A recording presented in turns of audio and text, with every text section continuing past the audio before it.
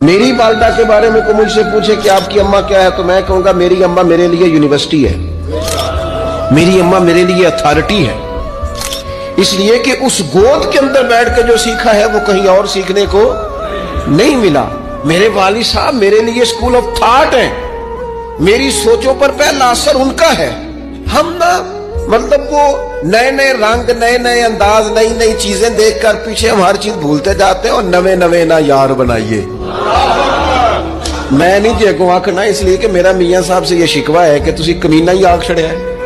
یہ تو ثقیل لفظ ہے، صوفیاء ثقیل جملے استعمال نہیں کرتے، تو ثقیل ہے لفظ، یعنی آج کل بھی کسی کو کمینہ کہنا بڑا مشکل کام ہے نا، بندہ نالائق کہہ دے، بیوقوف کہہ دے، تھوڑا سا نا لفظ قابو میں، لیکن کمینہ کہنا۔